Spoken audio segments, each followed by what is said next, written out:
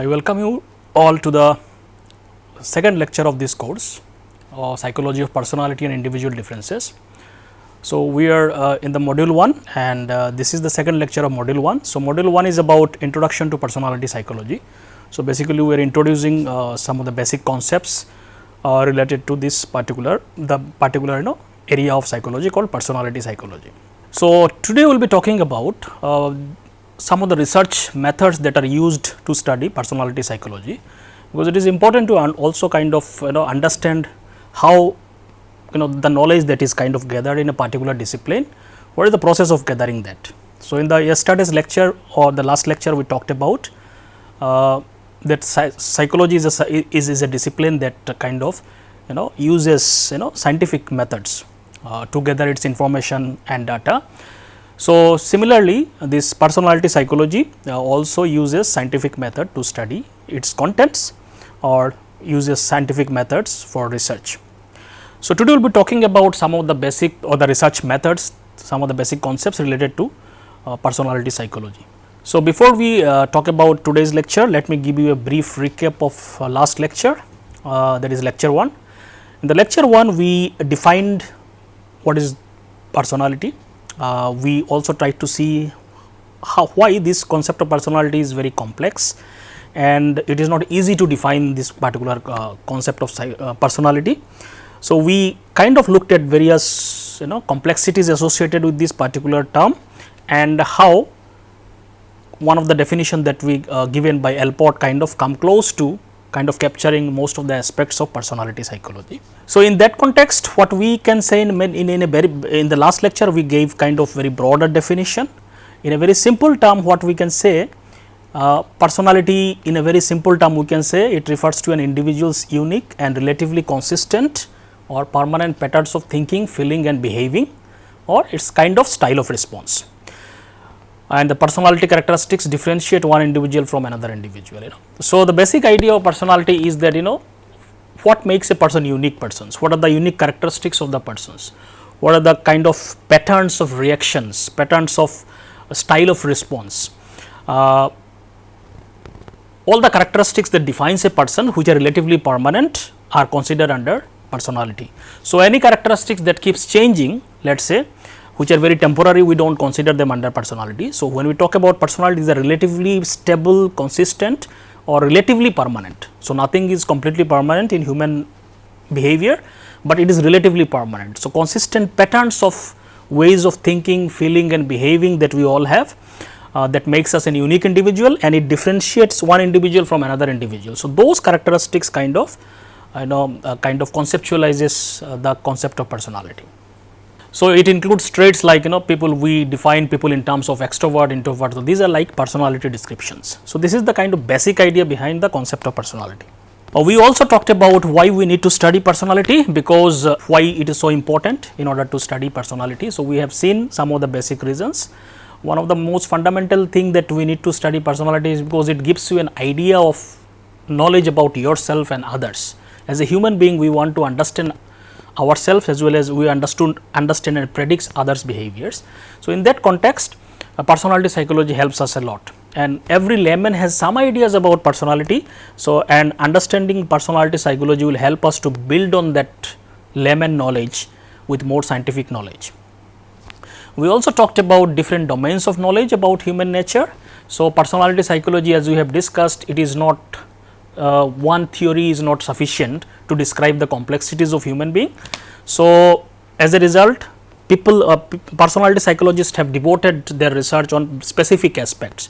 So, that lead to the diversification or diverse branches or theories within personality, and we talked about some of these theoretical perspectives. Then we also talked about is there is a possibility of grand ultimate theory of personality, and we said as of now we do not have any one theory that describe every aspect of human personality. We have more often theories that focus on specific aspects.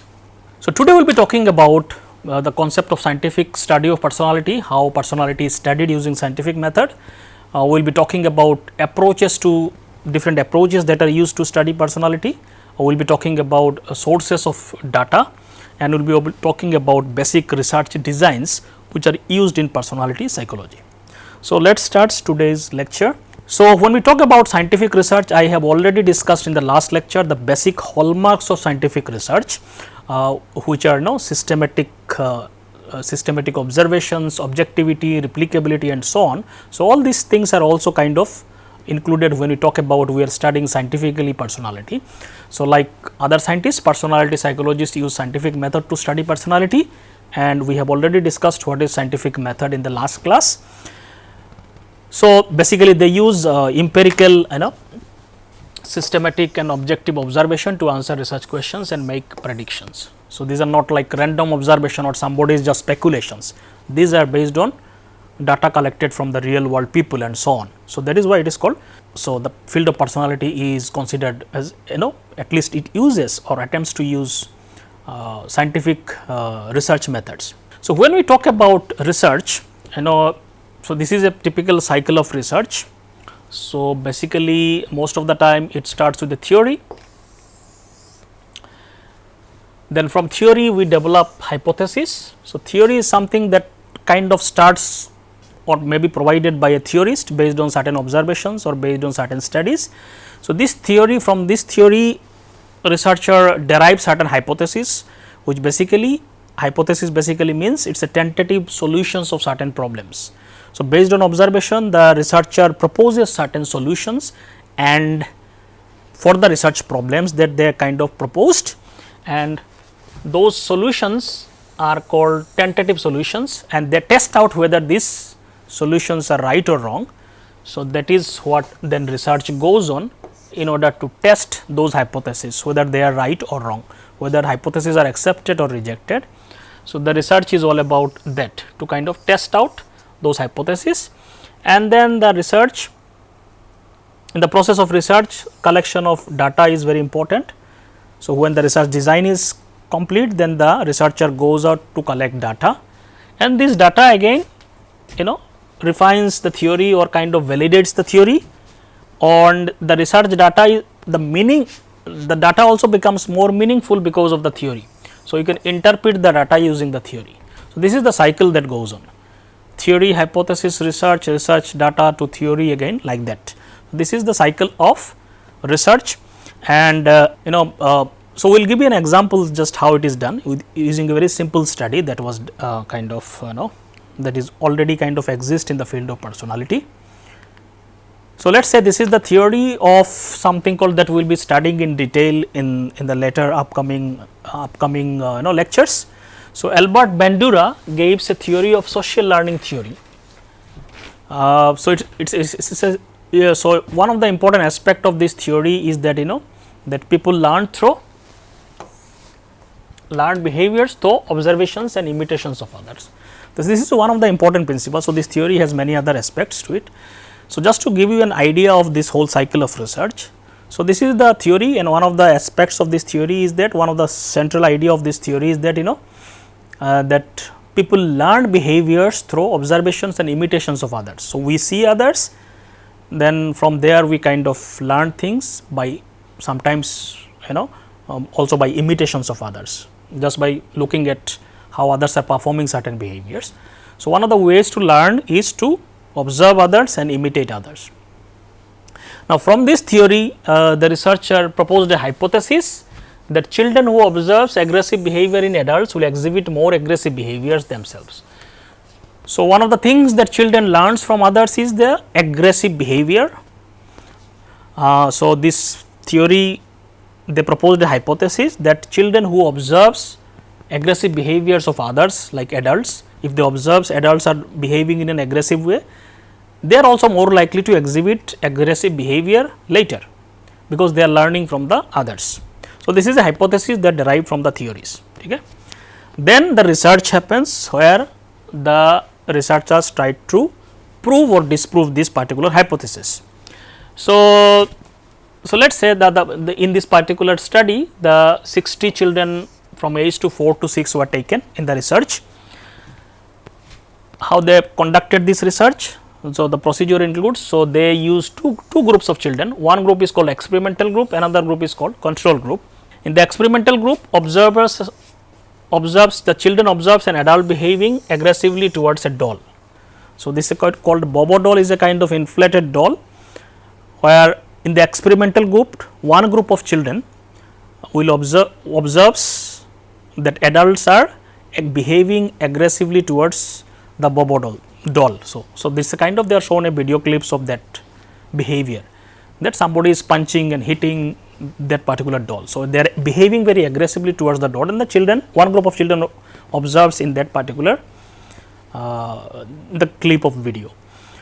In the control group, children observes an adult behaving non-aggressively. So adults observe basically in that particular group, children observes adult behaving non-aggressively. Okay. So these two groups of children, one observes, they observe different things.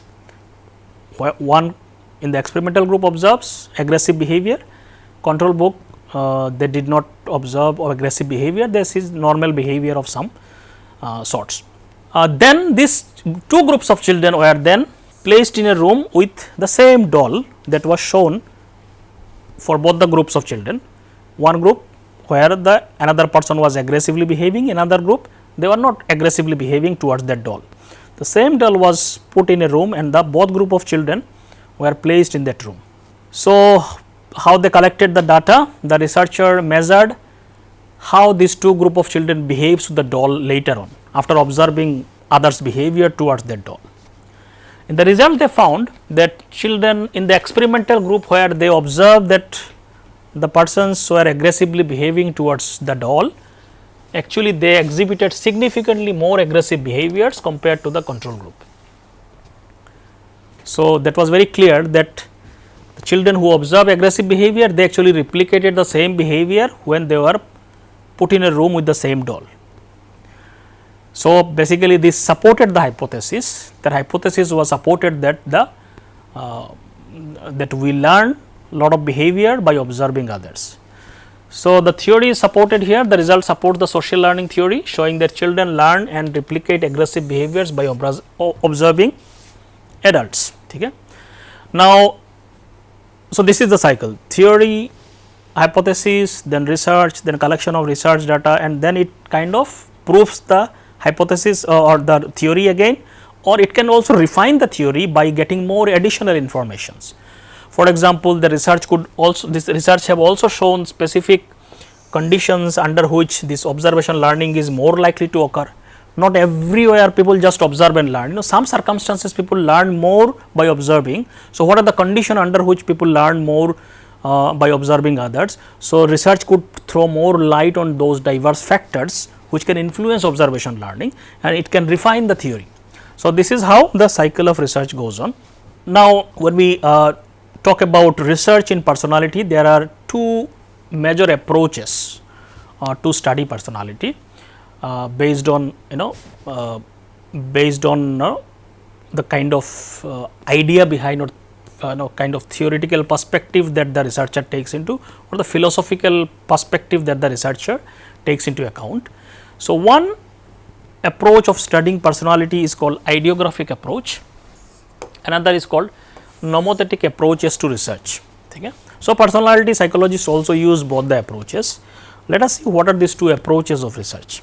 In the ideographic approach, the focus is more on individuals describing their unique personality variables. So when we talk about personality research, the researcher who takes this ideographic approach or uses this ideographic approach, they will focus on individual cases or individuals to understand their personality.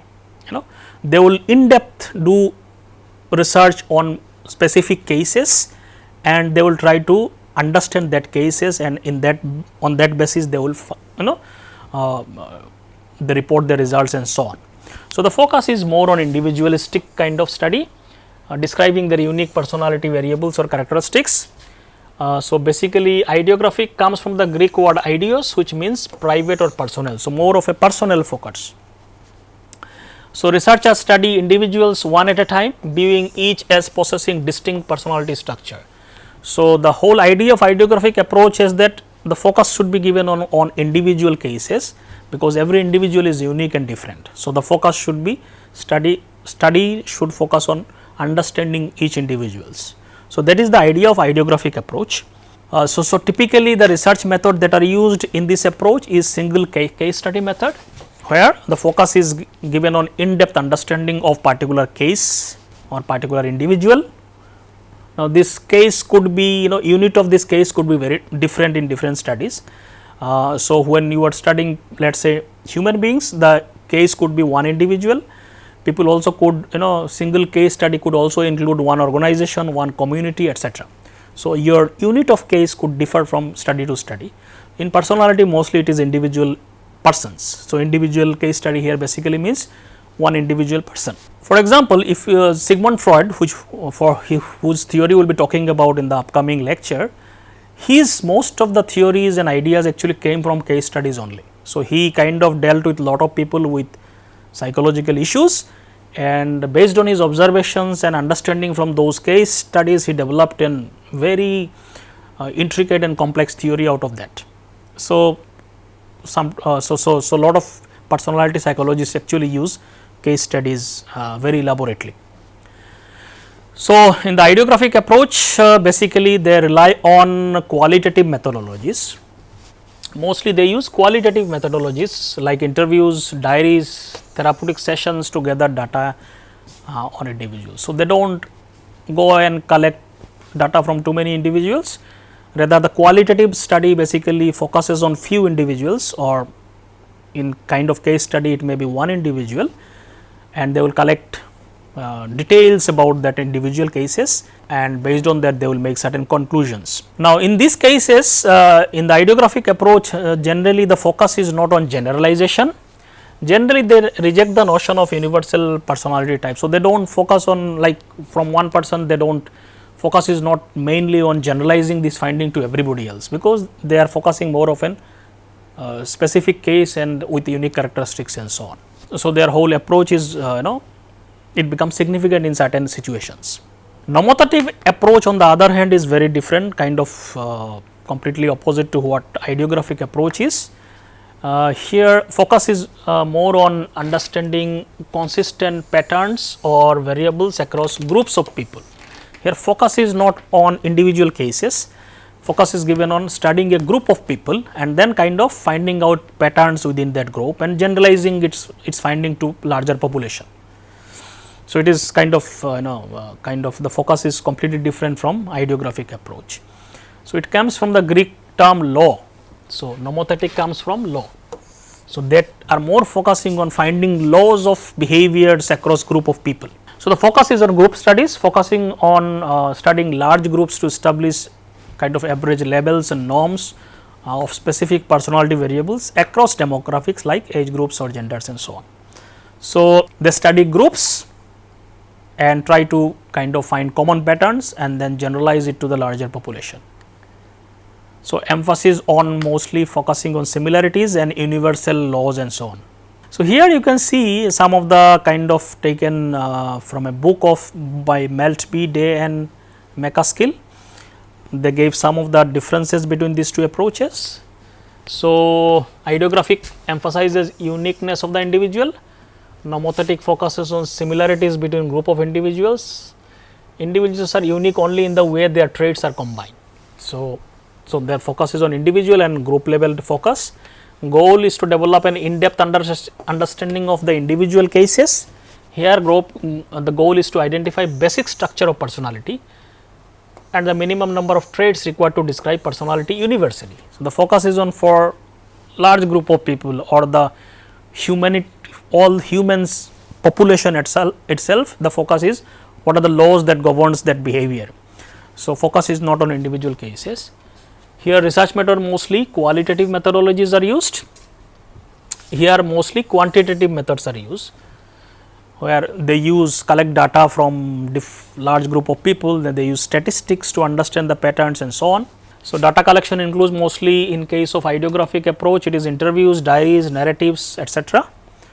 People's subjective understanding and their reports. Here mostly uses questionnaires and so on to collect data which can be kind of generalized. Advantage of ideographic approach is that it gives an in-depth understanding of the individual. For nomothetic, the advantage is discovery of general principles that have predictive function. Nomothetic research gives you general principles that guides a group behavior or population level and so on. Disadvantages of ideographic approach is that it can be difficult to make generalization from the data, because you are studying only individual cases, and so your results are only mostly connected to that case only. So, beyond that particular case, it is not, you cannot be confident of generalizing that finding to other people. So, that is the disadvantage. Nomothetic, the disadvantage is that maybe you are studying a group of people, but those understanding could be little bit superficial in that sense, because you are not in depth studying each individuals, you are trying to find some general patterns. So, in that sense there may not be that rich information that you get from ideographic approach, may not be there in nomothetic approach, but using nomothetic approach you are able to understand a large group of people, which is missing in the ideographic approach. So, these are some of the kind of comparison that we can see. So, this comparison also we can see using an example, using a research questions, how these two approaches differ. Let us say one of the research objective in case of ideographic approach would be like, the research question can be formulated like how to understand the coping mechanism of an individual who has experienced a traumatic event. So, that this objective will fit under ideographic approach. If you want to study the coping mechanisms of an individual who has undergone traumatic event or experienced traumatic event or encountered a traumatic event, if you want to understand that individual, then ideographic approach is most suitable. So, you can take that particular individual and understand his case study using interviews, observations of behavior and so on. Let us say if you want to study something like identify common coping mechanism used by college students to manage academic stress. Now, here your focus is in the objective is not one individual, but college student as a group, and you want to understand what is the common coping mechanism used by those college student, then it will be fit under nomothetic approach, where you can use surveys using questionnaires and so on and collect data from large college sample of students using standardized questionnaires and so on. Using then mostly statistical analysis will be used in nomothetic approach. Qualitative analysis will be used in ideographic approach, where you just whatever narrative the person gave and whatever the interview reports that the person gave, you can just kind of use thematic analysis and so on, and find out what kind of important concepts are there in the narratives and so on. So, like this this approaches depending on the research objective, one can use either ideographic approach or nomothetic approach, and both have their own advantages and disadvantages.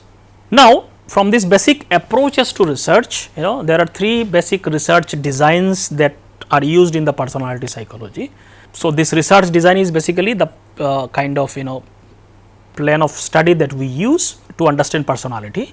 So, there are three most commonly used research designs. One is called case study design, which basically uses ideographic approach, as we have already discussed, and the another is experimental design and correlational design. The experimental design and correlation design mostly comes under nomothetic approach. Case study design mostly comes under ideographic approach. So, let us see each of these research design that are used in personality psychology one by one. So, the case study, as we have already kind of little bit touched upon that, involves studying a particular event. So, case could be an event also or a person also. So, this case could differ from study to study. What is that case? What is the unit of that case? It could be an event, it could be an organization, it could be a community, it could be one individual. When you take that unit as a kind of homogeneous unit, then that becomes a case. In order to find out as much as possible, so that is something focus of case study. Case study is widely used across various disciplines, not only in personality psychology. Business studies use lot of case studies to understand companies extensively.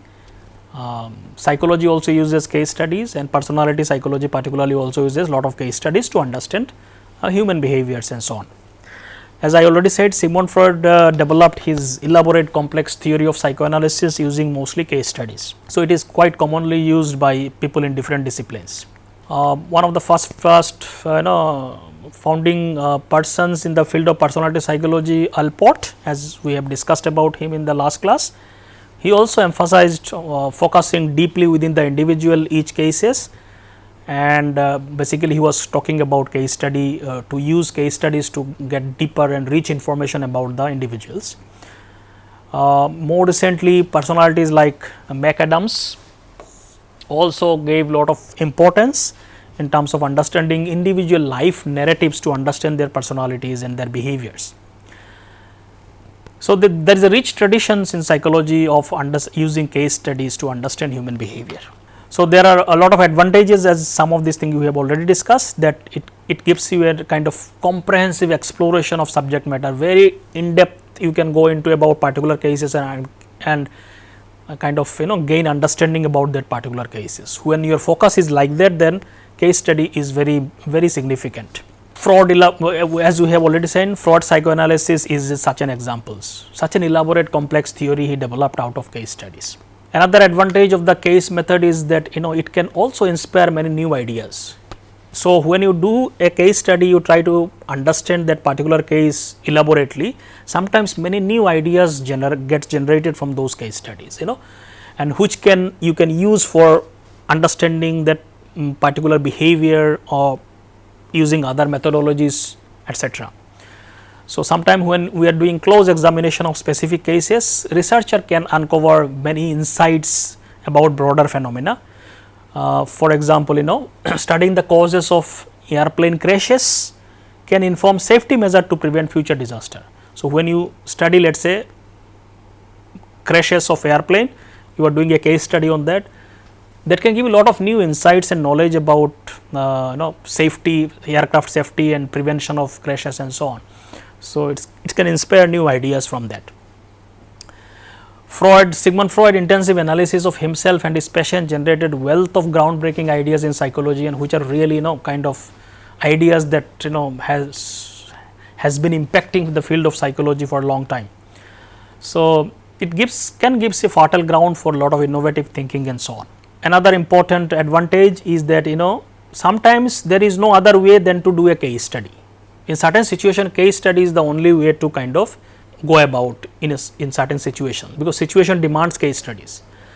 Let us say when a plane crashes or a patient presents a serious illness, some kind of complex unique cases comes up, then there is no other way than to go and do case studies. Understanding specific circumstances becomes very important.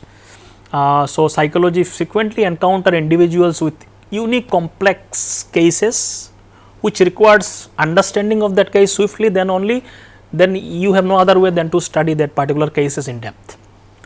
So, in such scenarios where there is a unique complex case arises, case study is the best way to go about it in order to understand about that particular case, because you may not find such cases everywhere, and then you have to go in depth about that particular case. Now, there are certain disadvantages of the case study also. One is mostly you cannot generalize findings, because you are focusing only on specific cases, generalization is difficult. So, a lot of this knowledge could be only specific or applied to that particular context only. You cannot generalize it beyond that. So, that is the major disadvantages. So, sometimes certain ideas may come from case studies, and using some other method like experiments and correlations may be needed to kind of explore using other methods to generalize it to other context.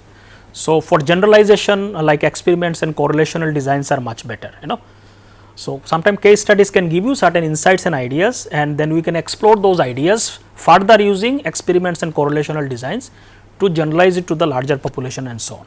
So, then next comes experimental design. This is also used in personality psychology, and many other branches like cognitive psychology use extensively experimental designs and so on. So, in the experimental method is mostly focusing on establishing causality between variables and determining whether one variable influences the another. So, in experiments basically mostly an artificial condition is created, and within that controlled environment the experimenter tries to understand the impact of one variable on the another variable, because they can, after controlling if it is a controlled situation, you can very clearly find the cause and effect. So, for that the experimenter kind of first identifies the variables. So, what is a variable? So, variables are basically any qualities that can vary or take different values among individuals, such as height or aggressiveness. So, any quality that can have different values. So, that is called as a variable, means its value can change. So, that is a variable. For example, height can change, some people may have low height could be less, more, etc. So, that is a height is a variable, weight is a variable. So, your weight can vary, sometimes weight can be it can become less, it can become more. So, it is a variable. Psychological variables like aggressiveness, your aggressiveness can also be measured using, let us say, sometimes you are more aggressive, sometimes one is less aggressive, some individuals are more aggressive, some individuals are less aggressive. So, its value can change. So, it is a variable. So, like this psychologist or any studies experiment basically uses with the variables. So, variables are typically of different kinds, but most importantly independent variable and dependent variable are used in experimental designs. So, there can be mediators and moderators and so on, but typically we will not go into too much of those variables, but basically there has to be at least one independent variable and one dependent variable. So, independent variable is basically a variable that researcher manipulates or changes to observe its effect. So, in the experiment researcher takes an independent variable and manipulates it artificially in the control environment, and when this variable is changed in a particular situation, the researcher tries to see what is the impact of this change on the dependent variable, the other variable who is linked to that variable. So, that then comes dependent variable. So, the dependent variable is the variable that is measured or observed to determine the effect of the independent variable.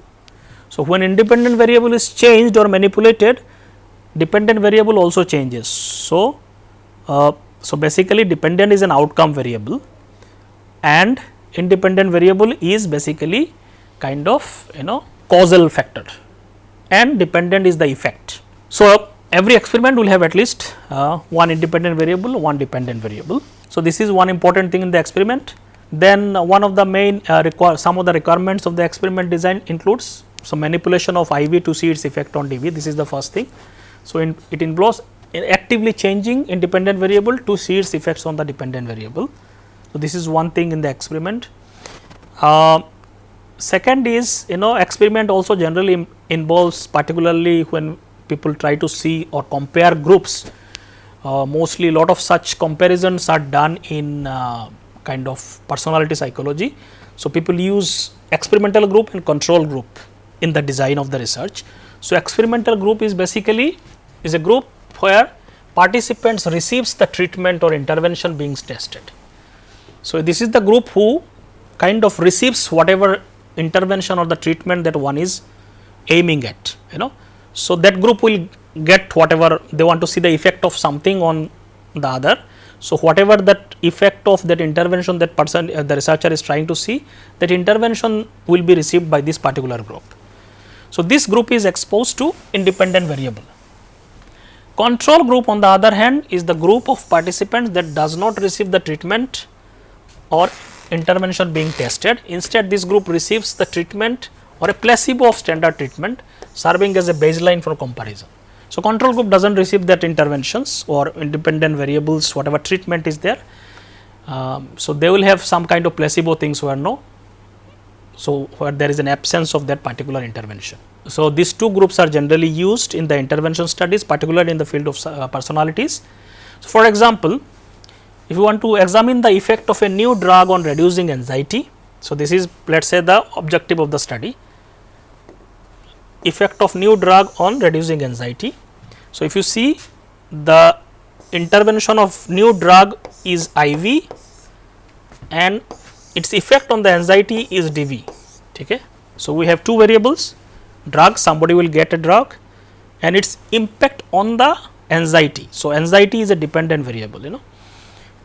So, some participants will receive drug. So, that is an experimental group. Whoever will be given drug, they will be called as an experimental group, and other who receive placebo or they do not get drug or just they will give something like plain water or some kind of neutral thing, they will be called control group. Followed by the researcher will measure the anxiety test and their scores on the anxiety, and they will see whether the drug has been effective or not. So, this is an example of how experimental and control groups are kind of used in the experiments. So, here basically if you see in a completely controlled condition, the researcher is kind of manipulating one thing and seeing the effect of the other thing. So, very clearly he can kind of find out the cause and effect, because everything is under control condition. Second important aspect of the experiment is that they ensure equivalence of the participant, because if two groups are already different, then if you measure, let us say these two groups, experimental and control group, on whom we are measuring anxiety, if they are already different in the anxiety anyway, the score will be different, then we cannot say it is because of the drug. So, it is also important that you kind of see that these groups are not already different in the score that we are interested in. So, they should not be very different from each other, experimental and control group, in the score of anxiety, because if they are already different, then we cannot say it is because of the drug, they are already different. So, matching them is very important in both the groups. They should not be very different in terms of, or they should be at least equivalent in the score that we are interested in. Then only if there is a different after the intervention of the drugs, then we can say it is drug that is causing, not the individual differences. So, that is called ensuring equivalence of the participant, which can be done in many ways in the experiment. One way is you randomly assign. So, if you do not particularly choose one individual because somebody is you like, or somebody is smart and you are putting them in that, then this group anyway will become very different from each other. So, just randomly put each participants in control group and experiment group, many times it cancels out all the individual differences if the group is large enough in terms of numbers. So, randomly assignment participants to experimental and control group ensures that each participant has equal chance of being placed in the group. So, that also makes group generally equivalent. So, that helps to distribute potential individual differences and other differences generally across the groups. So, across the group it kind of cancels out or kind of distributed equally. Sometimes people also do matching, very specifically they match the characteristics of the people in the group. Participants in the experimental and control group, based on certain characteristics like age, gender, baseline performance. So, baseline performance could be performance in the anxiety test, both the groups if they are similar, then we can say they are equivalent. So, sometimes people do matching, and also random assignment also sometimes works out. So, this is another important thing in the experiment. So, this is how it is done. So, there is a controlled conditions are created in the laboratory setting. The researcher aims to understand the impact of IV on the DV, independent variable on the dependent variable. Then the researcher manipulates the independent variable. In the case of personality research, mostly they use an intervention in the experimental group, and they do not use intervention in the control group, and they try to match both the group equivalent in the particular case or dependent variable measure, and then they see the impact of particular intervention by taking the pre and post test scores. So, this is how mostly done experiments in the personality research. So, there are many other complex designs also involved. So, we will not go into that part. So, experiments are also there in the personality research. One of the example that we have already discussed of the experiment is Bobo-Doll experiment that we discussed while talking about the research cycle, where we have seen there is an experimental group and there is a control group. In the experimental group, the children observes the video clips of adults punching or behaving aggressively with the doll, and in the control group the children observes a video clip of adults not behaving aggressively with the dolls. And when both the groups are put into room with the same doll, we have seen the experimental group behave more aggressively as compared to the control group. So, that was a very typical example of experiment done in the field of personality psychology. So, the advantage of experimental method is mostly it helps us to establish cause and effect relationship, because we are doing it in a very controlled environment and manipulating one variable and seeing its direct impact on the dependent variables. So, very clearly we can find out cause and effect relationship. So, basically it also provides very controlled environment. We can control things which are important, and we can kind of remove the things which are not important in the laboratory setting. This control enhances the ability to attribute observed effects to specific variables under study. It also helps us to replication of result, because the same condition we can create again and replicate the finding, which may not be so easy in the real life context, because it is not same situation may not arise in the real life situation again and again. So, replication of result is much easier in the experimental condition. It also enables isolation of specific variables because of the control condition, and we can very quantifiably measure and find out the cause and effect. So, major advantage of experimental is that it can help you to establish cause and effect in a very controlled condition. Disadvantage is basically you are finding a result within a controlled laboratory artificial setting, which may not have ecological validity, which means which may not be true in real life situation. Maybe things are very different. In real life, human being behaves under impact of so many variables, so many things, which may not be present in a laboratory setting. So, whether the findings of experiment, whether it really happens in the real world or not. So, that is kind of many time it cannot be generalized to the real life context. So, that is called as an ecological validity issue in case of experiments. Many times because of ethical concerns, you cannot really manipulate all conditions in the laboratory.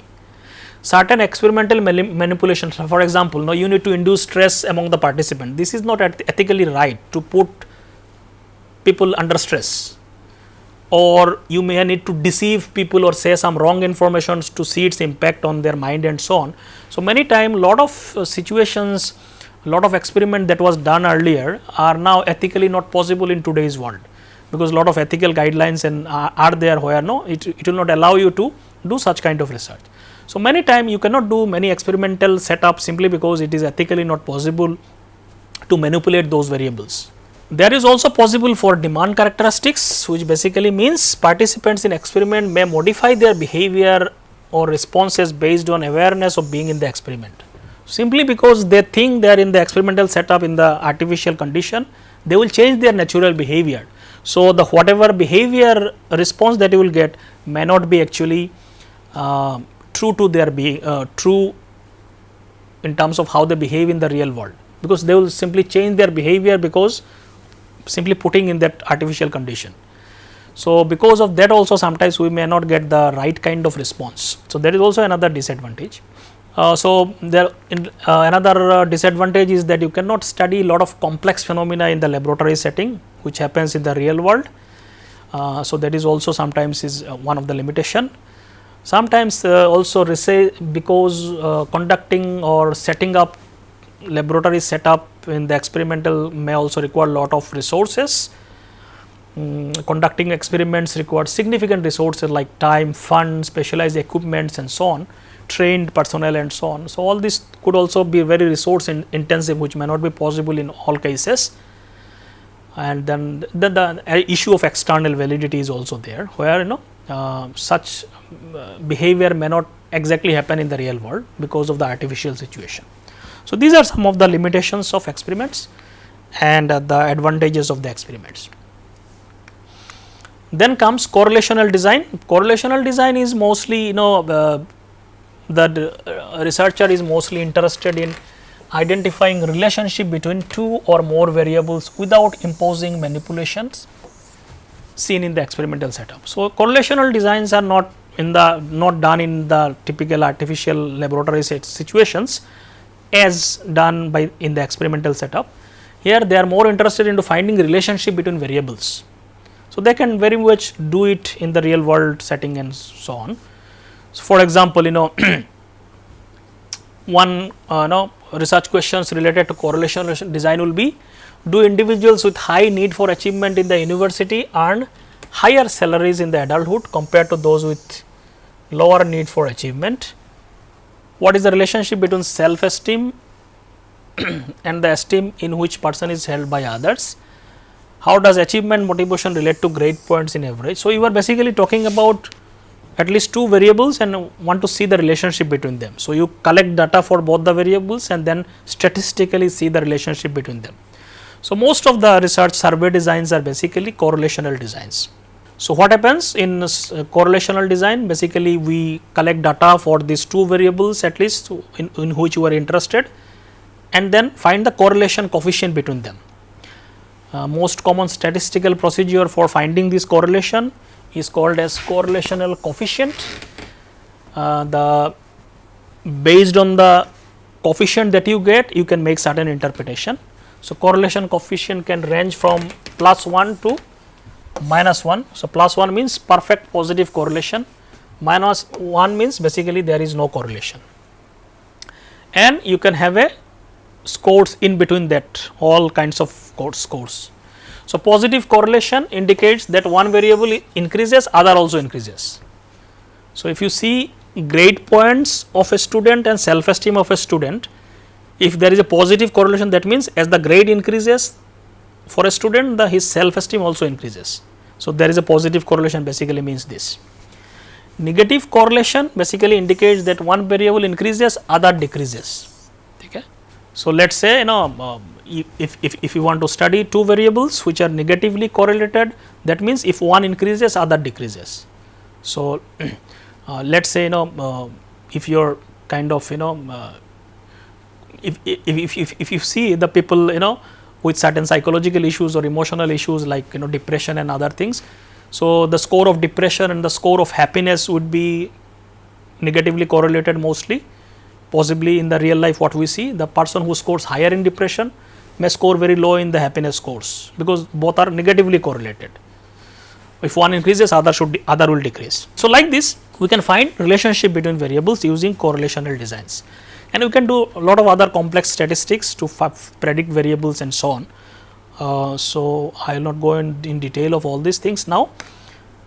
So, examples of correlation design could be like just to give you an example how it is done. Let us say the objective of the study is to find the relationship between self esteem and the amount of time individuals are unhappy. So, what is the relationship between happiness and self esteem? So, that is the objective of the study. So, there are two variables, one is self esteem, another is happiness.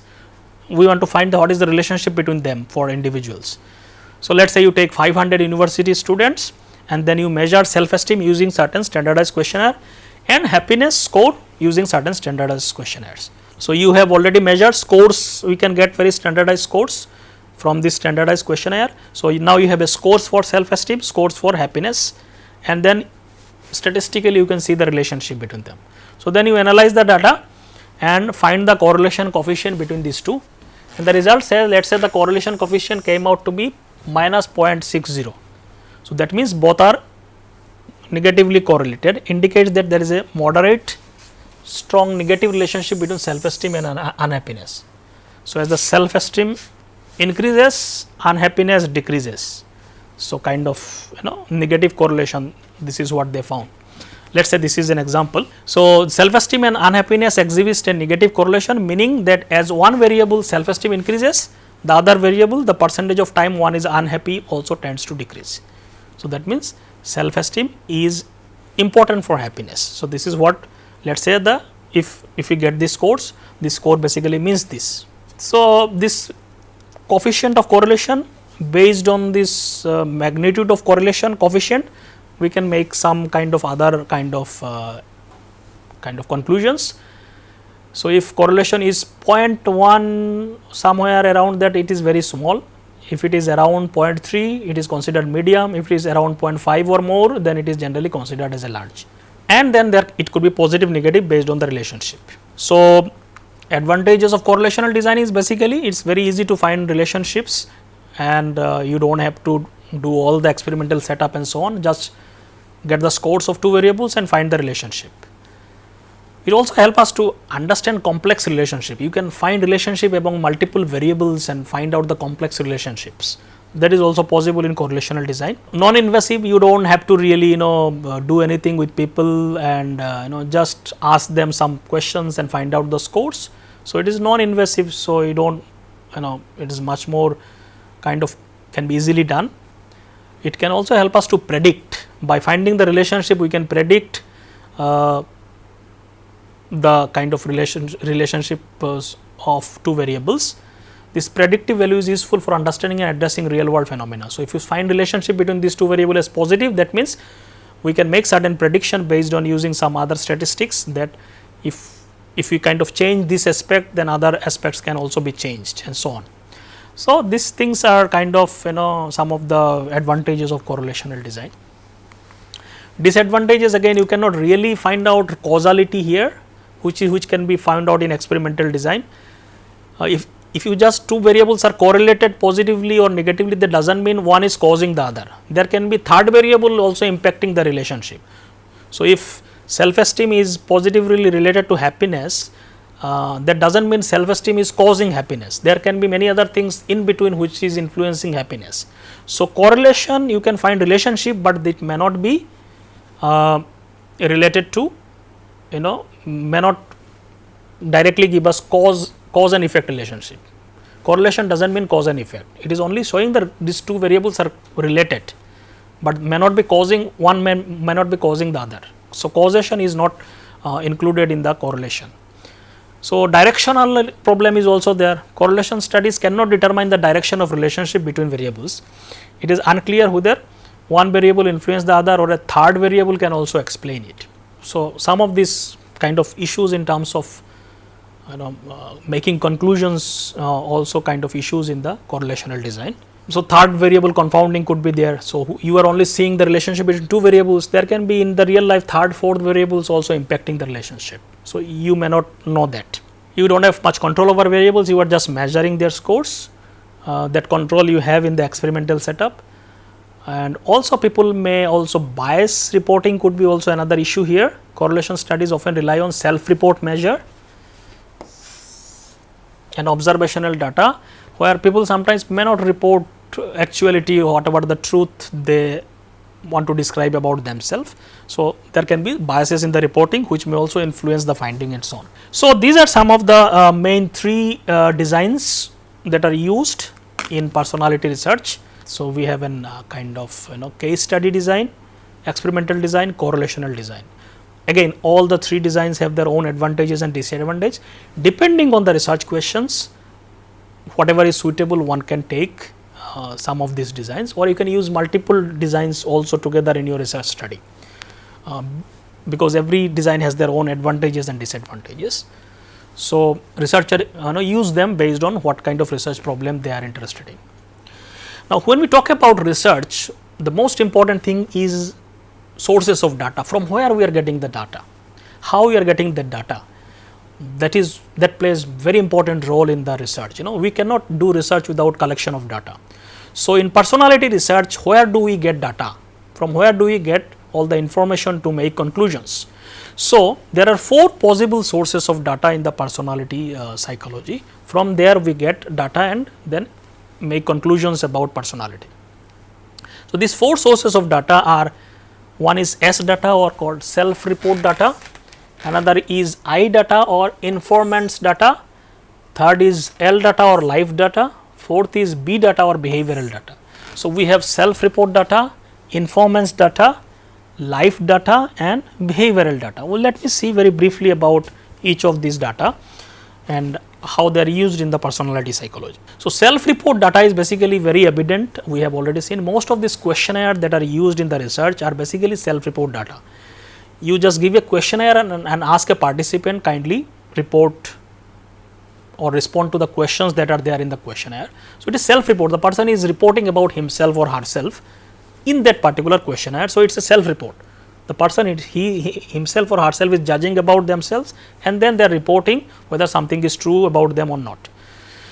So, that is called as a self-report data. So, most commonly employed self-report data is questionnaire method that is used in the research, most of the survey research that are used, where individuals answer a series of items seeking information about themselves. So, there are in that questionnaire many items are there which will kind of ask them to report about themselves. So, that is why it is called as a self-report data.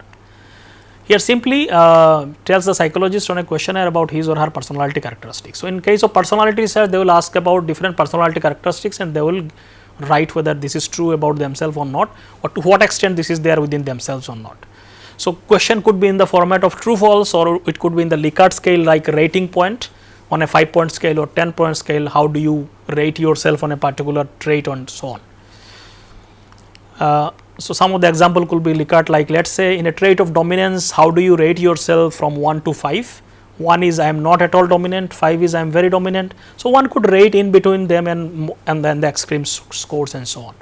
So, here person himself or herself is reporting about themselves. So, that is why it is self report data. It could be in the format of true false also. You ask a statement like I usually dominate the discussion I have with others, what the person will say whether this is true or not. One can also ask open ended questions. Can you describe a situations where you naturally took charge and led a group of team towards a common goal? Whatever response will also give an idea, clarity about the trait of dominance about that person. So, like this there could be different format of question that can be asked, and it could be self reported by the participants. So, this S data has many advantages because it can give you large amount of information. You can ask about that person almost everything about that person. So, you can get lot of information by using this self report data from almost every setting, home, school, work, because person he himself knows everything about that person himself or herself. Unlike others who may only witness certain aspect of life, so you have a comprehensive view of your own behavior across diverse situations, because it is only the person himself or herself knows best about himself themselves, because that is why you can get large data from different context. So, it gives access to thoughts, feelings and intention of the person, because the person himself is aware of the inner life of that person. No one else can know what is going on inside that person, until unless that person reports to other person. So, that is self report is the only way to get understanding about the inner mental life of a person, such as the fantasies, hopes, dreams, fears, emotions and so on. So, others cannot tell about what all this inner mental life of that person is like. Only self report can give that. Sometimes in certain situations self report is by definition true and the only way to collect data. For example, if you believe you have a high self esteem, then according to self report data you actually have a high self esteem, because a lot of the psychological constructs are what you believe about. So, if you believe you have a high self esteem, most likely you have a high self esteem.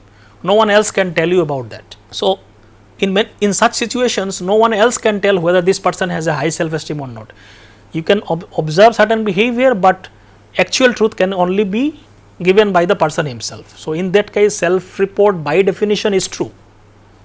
If the person says whatever it is, that is the true reflection of his or her belief. So, that is by definition it is true. So, in such cases self report is the only way to kind of get information. Most important thing is self report is very simple and easy. You can just have to make a questionnaire, or you can use certain standardized questionnaire and ask people. You can collect data online, offline, it could be distributed very easily and collect large amount of data in a short span of time. So, it is quite easy and simple. There are certain disadvantages of the self report data is that problem of self disclosure, because you are asking the person to report about himself or herself. Many people may not report the truth about themselves. So, you do not have control over that. So, a lot of people who are very narcissistic individuals, like people who have lot of kind of unrealistic self esteem and they always want to be at the center of attention. So, those people are called narcissistic individuals. Sometimes they always portray themselves in positive light. So, they will kind of give data which put them in the positive light and so on. So, many times people can kind of not report about themselves truly. So, that is another one issue with the self report data. They may do not want to disclose certain aspects. So, that is where sometimes we may not get all the information. Another important thing is lack of self awareness. Many people, they may not intentionally want to report something, but they may not be aware of themselves also. People do not know, even they themselves may not be aware of lot of things about themselves, about their inner life. So, this phenomena is called as fish and water effect, which basically means as fish is not aware of water because he is all the time within the water. So, many times we also do not know many things about ourselves, because simply we have been in that situation or conditioned mind that we take things, certain things granted, and we may not notice that this is there within us. For example, someone who consistently shows kindness, generosity may not realize that these traits are distinctive of themselves, because they have always behaved this way. So, if certain traits are a very common aspect of themselves, probably they may not notice it as a something very distinctive about themselves. So, they may not even report certain things because of lack of awareness. So, that could be also another problem in the self-report data. Researcher also says self, because of the easy and simplicity of the self-report data, researchers sometimes overuse it, and they don't take other kind of data, which can give lot of other information. So, sometimes that overuse is also a concern because of the easiness and the simplicity of the self-report data. One can very easily collect data. So, that is also something, but then people neglect other forms of data. So, the second is informant data. Basically, here you do not ask the person directly about report themselves. You ask people who know about themselves, other people, and then you ask those people who know about the participant to report about that person. So, you are asking informants to report about some other person. So, his another method to understand individuals' personalities by collecting judgments from people who know them well in daily life, known as informant. So, if somebody, let us say you are interested in finding about a person X, so whoever knows that person, so he or she will become the informant, and you ask that person about the other person. So, the informant will give a report about the another person. So, that is called as an informant data. So, basically it obtaining assessment from knowledgeable individuals, which are called as informants here, about the individual's general personality attributes. So, informant data can be generated through various means. For example, in college student focused research, let us say you are studying college student, participants are asked to provide names and contact information of 2 individuals on campus who know them best. So, you ask those participants that you give the name of 2 persons who knows you best, and then the researcher will collect data from those informants. So, these informants are then invited in the lab or whatever situation, and then ask on different questions about that participant. So, informant will report about the participants. So, that is called as an informant data. So, informant data may be many times more accurate than self judgment in certain situations. Because in certain traits, if we are measuring which are highly desirable or highly undesirable, the person may not report it accurately, because they may kind of exaggerate this or something. So, but other person can more accurately report about the person, because they have been with that person very closely, living with that person. So, they can give more objective report. In certain situation, informant data can be more accurate. Such data are commonly used in everyday use. For example, in lot of employment situations, letter of recommendation are asked from third person. So, that is like an informant data only. So, you ask certain person who was associated with that person, an expert in certain domain, you ask that person to give a report about that particular individual. So, that is called letter of recommendation. These are all like informant reports only. So, this is informant reports. Again, advantage is that you can also get lot of informations about acquaintances who are there living with those individuals. They are in the unique position to accurately describe someone's personality, because they have observed individual in numerous situations. So, in that way we can get lot of information from that also. So, in the informant data, one can also take data from multiple individuals. So, you can get about information about one person from different sources. So, this gives much more validity to the data rather than just you reporting about yourself. If 5 more persons are also saying the same thing, then you are more confident that this is true. So, researchers often seek multiple judgments from different acquaintances to assess participants' personalities, averaging this judgment for a more reliable and overall rating. So, sometimes lot of this informant data is more of a real world data basis is there. So, unlike many other sources of psychological information, which are often under control condition like experiment and so on, informant report reflects behavior witnessed in daily social interactions. So, they will give more real life, because they have been with that person in the real life situations, they can give more real world basis data, more accurate data which they show in the real world. So, in that sense, this is also another advantage. Informant data can give lot of contextual informations which the person may not report, means nuanced information about their behavior and then certain personality traits and so on. For example, imagine a researcher conducting a study on stress level among employees in a corporate setting. Stress level among employees in a corporate setting. Let us say this is what the researcher is trying to understand. In this case, if you ask the person himself, that employee who is going through certain stress, self report data employee will only report, let us say report high levels of stress. He will maybe attribute this stress to heavy workload and tight deadlines. So, he may say he is stressed because of lot of workload and deadlines and so on. So, self report data may give you this information, but let us say you are asking also another informant data, let us say supervisor's report also, then you may get more nuanced understanding of that particular case or particular of particular employee. So, that supervisor may also give more information, like the supervisor may say heavy workload is important factor contributing to the stress, but also highlight that the person may be significantly going through certain personal issues such as recent family illnesses, which is contributing to more stress to that person, which maybe self report person may not give, but the informant report may give more nuanced understanding about the life situation of that person. So, that employee John maybe has a history of he could manage work stress much well, but because of the additional family issues, now the person is not able to deal with the situation. So, informant may give all this nuanced understanding. So, that is the advantage. Again, in certain situational, informant data is the only way, and by definition that should be true, similar to the certain cases of self report data. For example, evaluating oneself on the trait of charm is challenging because charm is perceived by others rather than the felt inherently. So, let us say you want to measure the charm of a person, just an hypothetical situation. Now, charm is something that is kind of observed by other people. You yourself cannot kind of understand the experience of charm. Others only understand whether you are charming or not.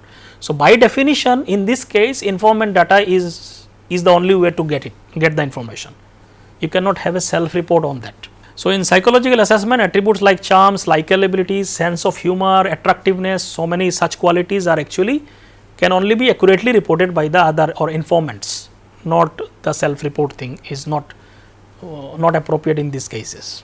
So, certain disadvantages are also there, like self report data. So, informant can have limited observation of certain situation because no one can be all the time with the person. So, the acquaintances or the informant can give information about only certain situation. You cannot get every information from the informants. People live in distinct social compartments. So, people have friends in schools, they may have different kinds of friends in the work life, they may have different kinds of friend circle in the, let us say, religious gatherings and so on.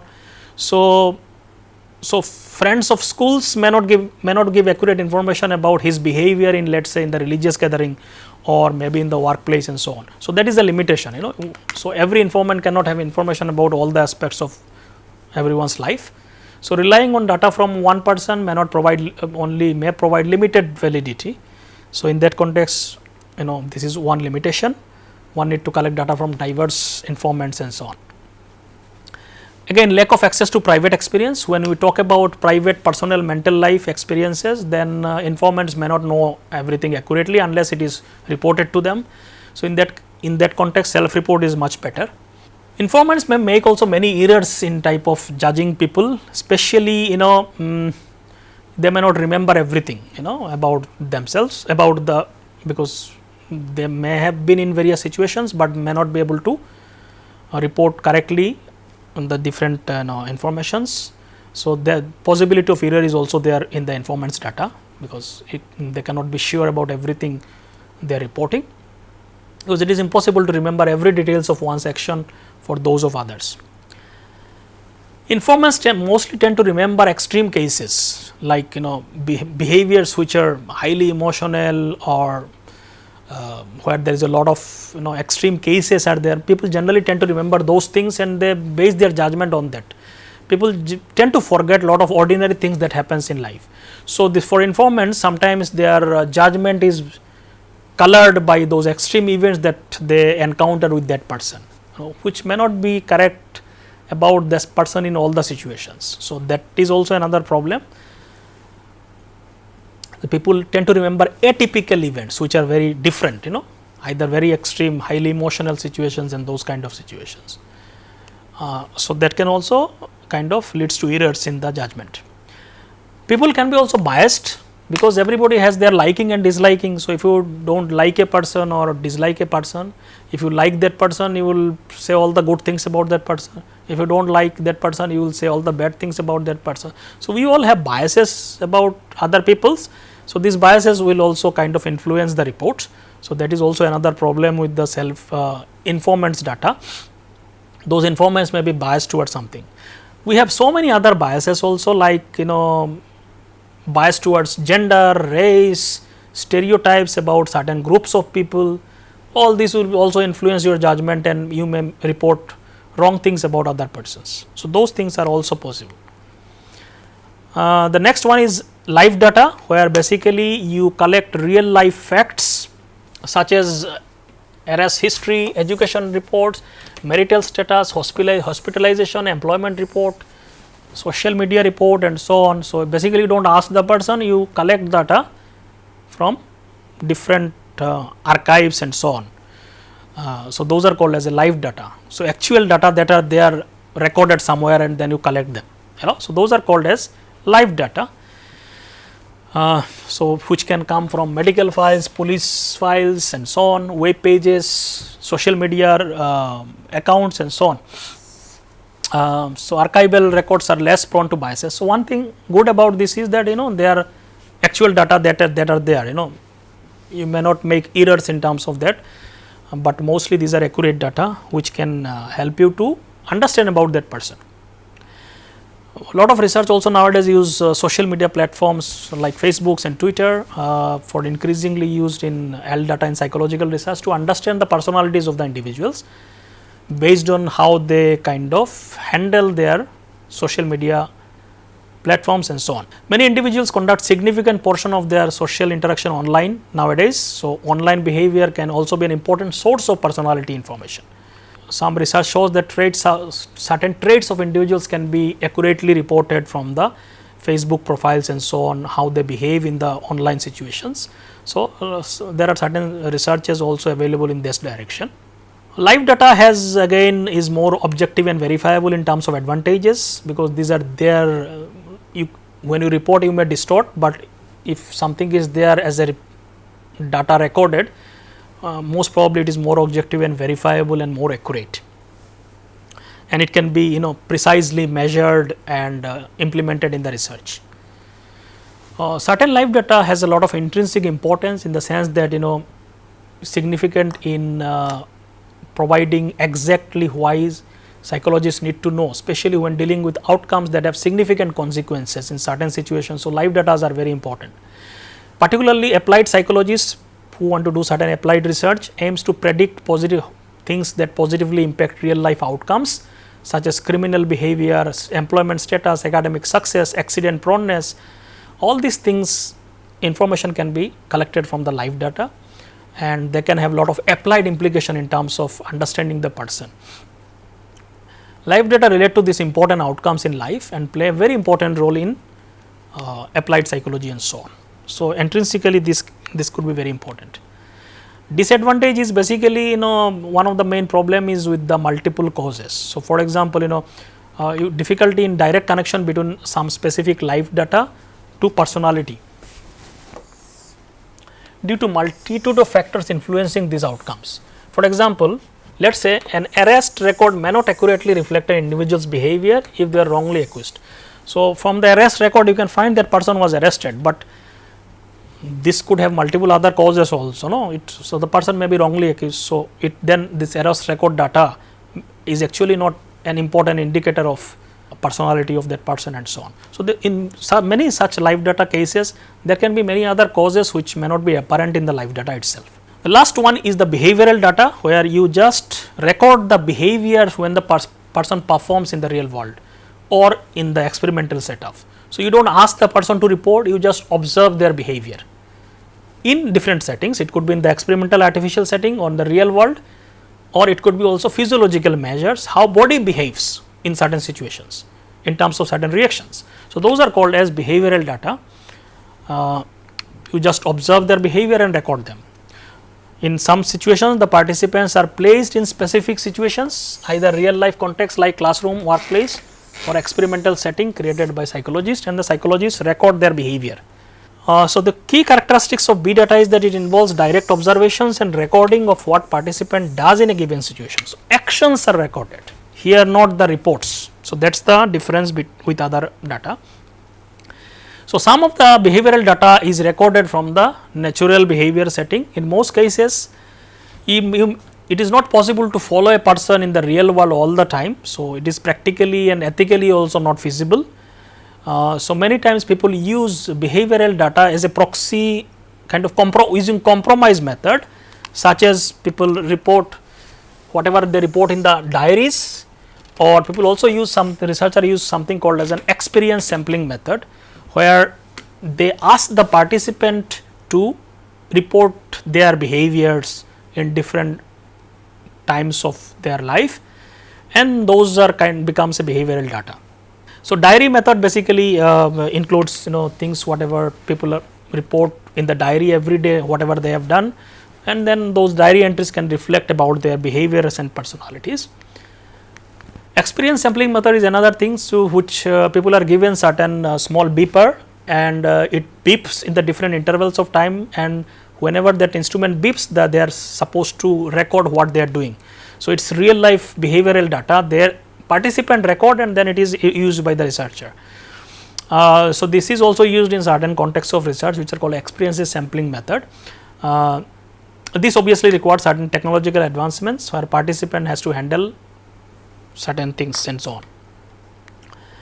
So, behavioral data are collected from real life settings, and it gives more advantage of real setting. For example, when you report something, you may distort it, but when you actually collecting from the real life, then you are not less likely to distort it and accurately report what you are doing, or researcher can record it very clearly. So, that is the advantage of it. Drawback is that in naturalist, particularly in the naturalistic behavioral data, it is difficult. It takes lot of effort and from the person as well as researcher to collect such data. It can be very expensive and time taking method. In certain contexts of behavior that researcher wish to observe may not occur frequently in daily life setting. So, sometimes real life behavioral data you may not get those behavior in the real life setting because it is the situation is not arising. So, due to these challenges, behavioral data derived from laboratory context, sometimes people go to the laboratory and do experiments to record their behavior also in the laboratory setting. Like in the experiments also, people put people in a certain situation artificially and then see how they behave. So, that is also done, that is also behavioral data collected from experiments. So, it includes psychological experiments where participants are placed in the controlled environment, and then there are certain things happens in the situation and then see how the person is behaving. So, for example, a participant might be asked to fill out a form in a particular room, and then the psychologist positioned outside the room with a stopwatch measures how long it takes participant to respond to seeking help, especially when a smoke comes in the room. So, let us say an emergency situation arises, the person was not aware that such a thing will happen, but artificially the researcher starts certain smoke in the room, and they see how people respond to that, and they will record that, something like that. So, it is artificially created situation, then recording the behaviors. So, it gives a more controlled situation because such situation may not arise in the real life. So, they create situation and induce certain behavior and then they record it. And the last one is physiological measure, which is related to behavioral data. Here the researcher records the behavior of the body of the human in certain respond to certain situations. So, it includes measuring things like blood pressure, skin response, heart rate, complex assessment of brain functions like using CT, PET scans and so on, MRI and so on. All these things are what is going on inside your body when you respond. So, that also is important part of personality research, we will look into that also. These physiological measures are considered also behavioral data because this is not just your behavior, but the behavior of the body itself, which is controlled by our nervous system and so on. So, this also gives a lot of information about biological aspects of human personality.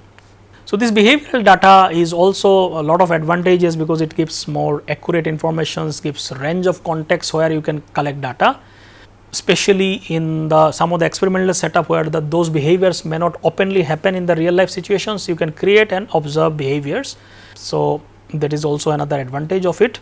So, psychologists do not have to sit and wait for the behavior to happen, they can create it and record data. So, observe behaviors. Most important thing of behavioral data is very objective, you just observe the behaviors, because when you report something, people may say wrong thing, people may intentionally distort, people may forget something. So, lot of unreliability comes into the picture, but when you observe the behavior, it is more accurate, because you are directly recording what is happening. So, objectivity is very important aspect to it.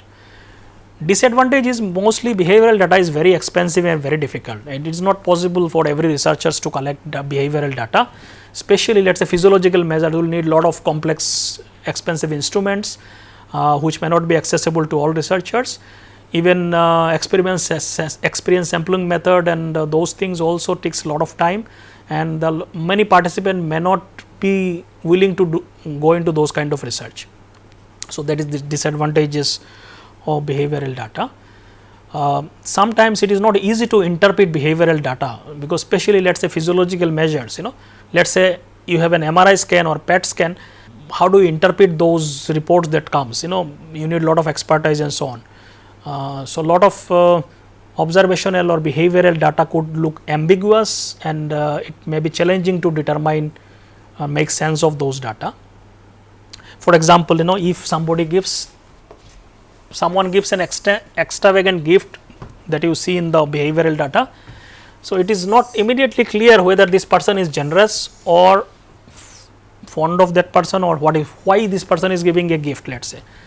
It may not be easy to determine the causal reason behind it.